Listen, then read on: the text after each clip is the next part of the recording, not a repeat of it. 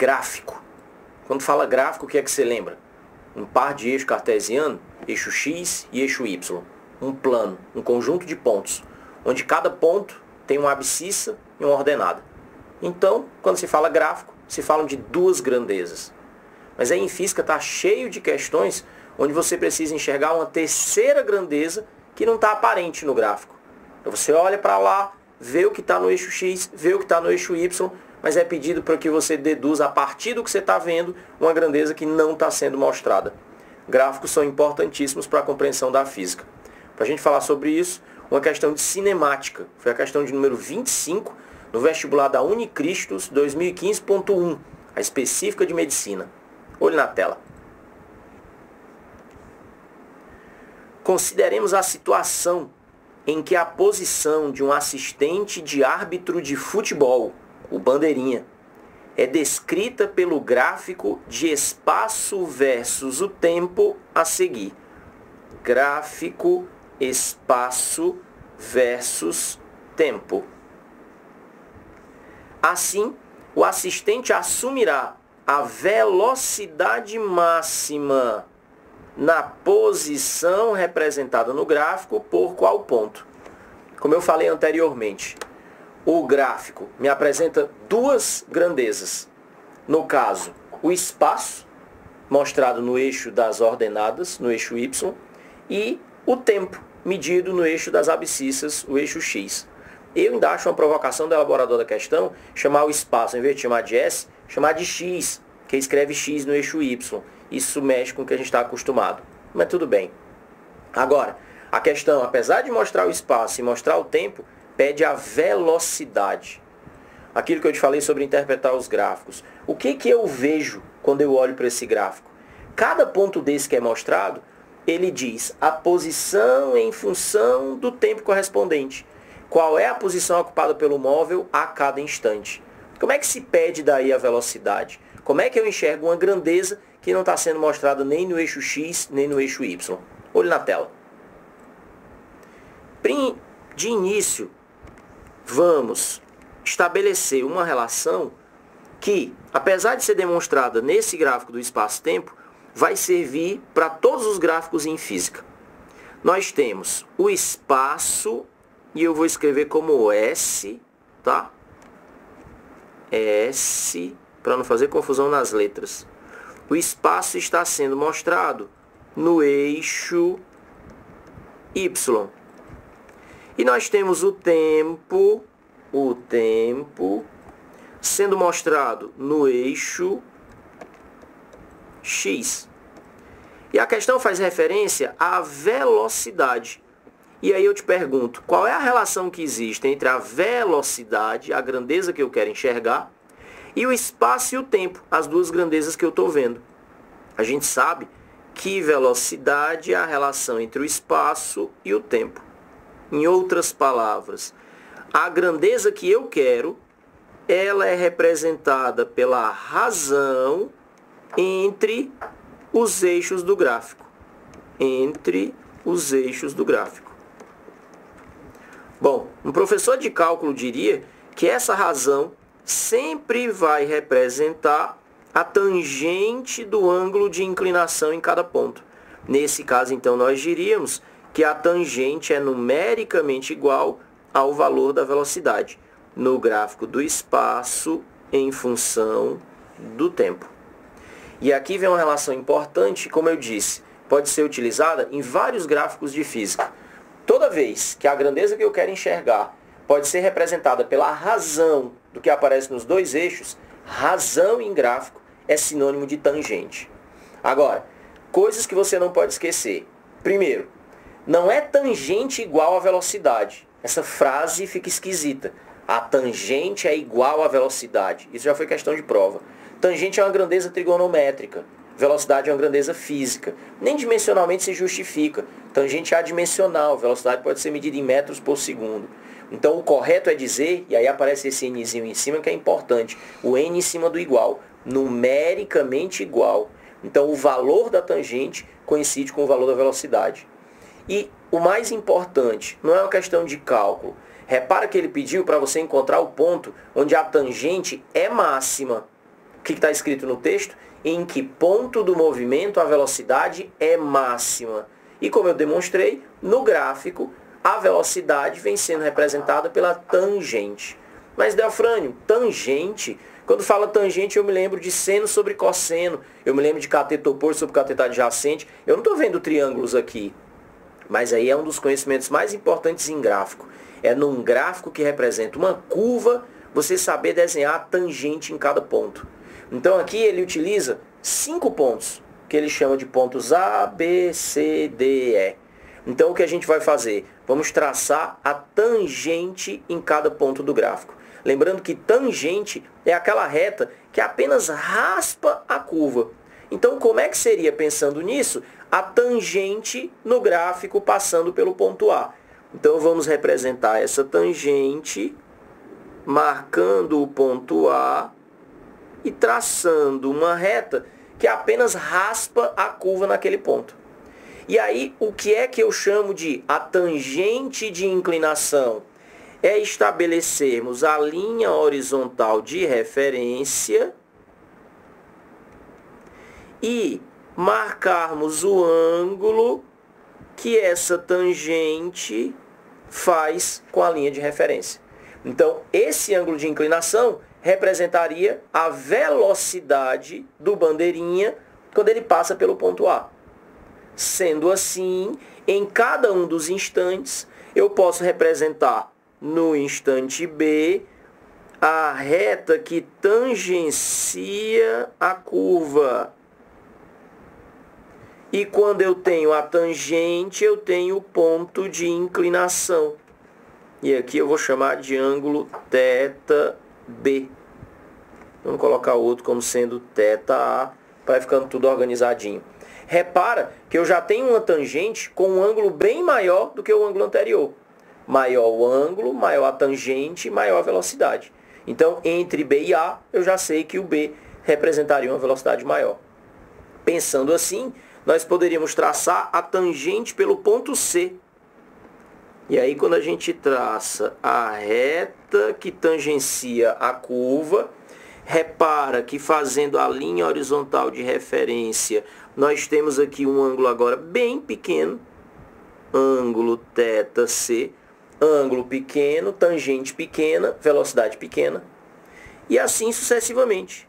Traçando a tangente pelo ponto D, a reta que apenas raspa a curva, medindo o ângulo de referência, o ângulo θD, e por último, a tangente no ponto E, que já é praticamente deitada. Eu não vou nem conseguir botar a letrinha ali para representar o θE. Então, num gráfico do espaço em função do tempo, para enxergar a velocidade, tangente. O ângulo de inclinação da tangente em cada ponto da curva. E aí ele pediu em qual desses pontos a velocidade é máxima.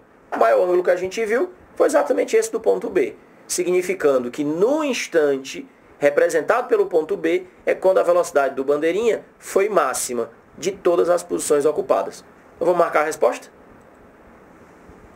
Já que foi pedido, então, o ponto em que o assistente assume a velocidade máxima. Qual é a posição? Nós encontramos a posição B na alternativa B. Agora, queria aproveitar esse gráfico para a gente explorar mais um pouquinho alguns conceitos relativos ao movimento. Muita gente faz confusão, e eu preciso que você não faça essa confusão, entre progressivo e acelerado, retrógrado e retardado. São classificações diferentes para o movimento. Então eu vou aproveitar esse movimento e esse gráfico para a gente poder comparar esses dois conceitos.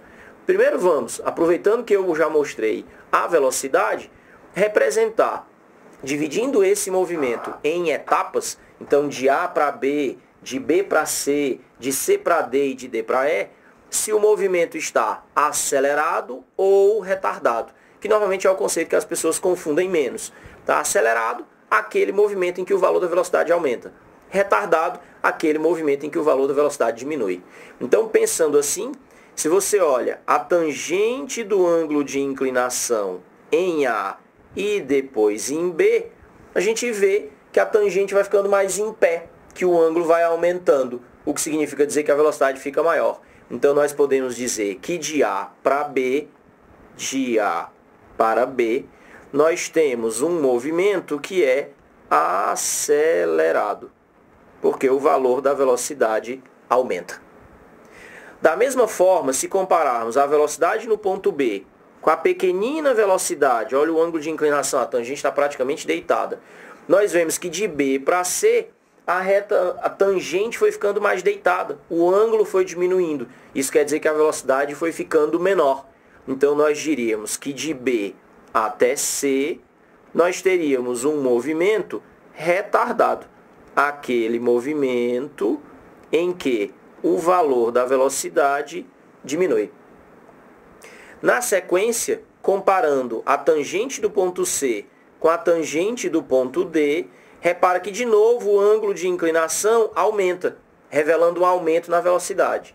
De tal modo que nós poderíamos dizer que de B, ou melhor, de C para D, nós temos um movimento em que a velocidade volta a aumentar. Então, de novo, nós estaríamos diante de um movimento acelerado. E finalizando, olhando para a tangente no ponto E, reparando que o ângulo de inclinação era grandão e foi diminuindo, nós temos, finalmente, um movimento de D para E, com o valor da velocidade diminuindo, é o que nós chamamos de movimento retardado. Agora, isso daí é o que todo mundo acerta. Vamos para o que as pessoas erram e é o que eu não quero que você erre. O que é o movimento progressivo e o que é o movimento retrógrado? Isso não tem a ver com o valor da velocidade. Isso tem a ver com o sinal. Se a velocidade é positiva ou se a velocidade é negativa. Lembra que a velocidade é um vetor. E um vetor tem direção e cada direção tem sempre dois sentidos possíveis. Então, quando eu tenho vetores de sentidos opostos, eu tenho que indicá-lo com sinais contrários. E aí, então, se a gente observa no gráfico, nós temos um sentido referencial do movimento. O eixo dos espaços tem uma origem. Para um lado, os espaços são positivos, para o outro lado, os espaços são negativos. Repara que quando você sai da posição A e vai andando em direção à posição B, você está no movimento no mesmo sentido da trajetória. E se você está se deslocando no mesmo sentido da trajetória, a trajetória é referência. Todo vetor que aponta no sentido da trajetória vai ter sinal positivo. De tal maneira que se eu viajo de A para B no sentido da trajetória, eu tenho um movimento progressivo. Então, o movimento de A para B, ele é acelerado ao mesmo tempo em que é progressivo. Progressivo. Porque eu tenho a minha velocidade no sentido da trajetória, portanto, a minha velocidade é positiva. Pelo mesmo raciocínio, olhando o movimento de B para C, continua andando no sentido da trajetória. E se fica no sentido da trajetória, eu continuo tendo um movimento progressivo. Porque o vetor velocidade fica com sinal positivo o tempo inteiro. Agora, o que acontece quando o móvel afasta um certo tanto da origem e depois começa a voltar? Repara que de C para D e de D para E, eu estou voltando no sentido contrário da trajetória. Então, eu tenho o que se chama de movimento retrógrado. No movimento retrógrado, o vetor velocidade ele está apontando no sentido contrário ao referencial. O referencial está lá exatamente para isso, para servir de referência para os vetores. No caso, o vetor velocidade e o vetor aceleração. Então, repara as combinações. Eu posso ter movimento progressivo acelerado ou progressivo retardado. Assim como eu posso ter movimento retrógrado acelerado e retrógrado retardado. São classificações diferentes. Uma coisa é olhar para a velocidade, para o sinal dela, para que lado ela aponta em relação ao referencial. Outra coisa é olhar para o valor da velocidade e saber como é que ele se comporta. E eu queria aproveitar esse esqueminha para tirar uma outra dúvida que gera muita confusão também na hora da prova, e eu já vi muita gente boa perder questão por conta disso, e eu não quero que você cometa o mesmo erro. É dizer o seguinte: se o movimento é acelerado, a aceleração é positiva. Se o movimento é retardado, a aceleração é negativa. Repara o seguinte: se eu tenho um movimento acelerado, no movimento acelerado, o objeto se move com velocidade e a aceleração tem o mesmo sentido dessa velocidade. É isso que faz com que o valor da velocidade aumente. Então, dois vetores que apontam no mesmo sentido, eles vão ter mesmo sinal. Logo, no movimento de A para B, por exemplo, onde a velocidade é positiva, se o movimento é acelerado, então a aceleração também seria representada por um vetor de sinal positivo. Agora, o que acontece se o móvel anda para um lado, e aí quem indica o lado que anda é a velocidade, e a aceleração é no sentido oposto? Essa aceleração vai fazer com que a velocidade diminua. É o movimento retardado. Vetores de sentidos opostos, sinais contrários. Repara que a minha aceleração agora tem o sinal contrário ao da velocidade. Se a velocidade é positiva, então a aceleração é negativa. Agora, repara no movimento de C para D. No movimento de C para D, o movimento é acelerado. E aqui é onde a coisa fica interessante. O que é um movimento acelerado? A aceleração é no sentido da velocidade. Se os dois vetores têm o mesmo sentido, eles têm que ter o mesmo sinal. Mas olha para o sinal da velocidade nesse movimento. A velocidade é negativa. Então a aceleração também vai ter que ter sinal negativo. Mas, Idelfrânio, como é que pode? O movimento é acelerado. Eu sempre achei que o movimento acelerado, o sinal da aceleração era positivo, negativo. No movimento acelerado, o sinal da aceleração é igual ao da velocidade. Ou os dois são positivos ou os dois são negativos. E o que vai determinar o sinal da velocidade é o referencial. Esse movimento é progressivo ou retrógrado. É exatamente aí onde eu queria chegar. E para fechar, o movimento de D para E, que é retardado. Então, como nós vimos, é aceleração para um lado e velocidade para o outro, vetores de sentidos opostos. Se a velocidade está negativa, então a aceleração só pode ser positiva. Porque no movimento retardado, a aceleração tem sentido contrário ao da velocidade e sentidos opostos são sinais contrários. Então, para fechar a história, aceleração positiva no movimento acelerado e negativa no movimento retardado? Não necessariamente. A definição correta é: se o movimento é acelerado, vetor velocidade e vetor aceleração têm sinais iguais. Mas se o movimento é retardado, o vetor aceleração e o vetor velocidade têm sinais contrários. Quem vai ser positivo, quem vai ser negativo, quem determina é o referencial. Mas, Idelfrânio, por que eu tive isso na minha cabeça o tempo inteiro? E por que tem muita questão que eu resolvo assim e dá certo? Aí é a história do paradigma. E aí é o que eu queria que você tomasse cuidado. 90% das questões que existem colocam a velocidade inicialmente como positiva. Logo, um movimento retardado, a aceleração vai ter sinal negativo. Mas isso é em 90% dos casos. E quem foi que disse que no dia do vestibular vai ser assim? Porque as questões não são combinadas. É isso.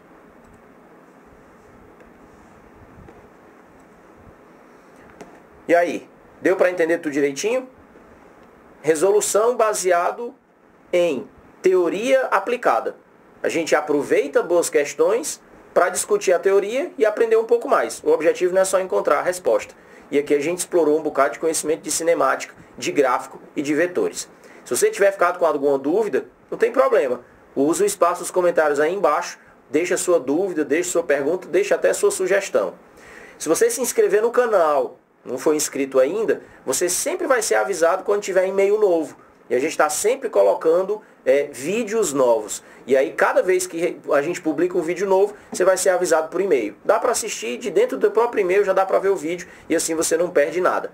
Dá para acompanhar a Física Marginal pelas redes sociais. Em Instagram, Facebook, além do YouTube, Twitter, e assim você fica sempre ligado nas novidades. E uma coisa importante, a manutenção do canal no ar, A possibilidade de a gente poder continuar trabalhando e oferecendo esse serviço depende, entre outras coisas, de estatística. E aí quem dá a contribuição agora é você. Basta olhar aí embaixo, ó, e dar um joinha.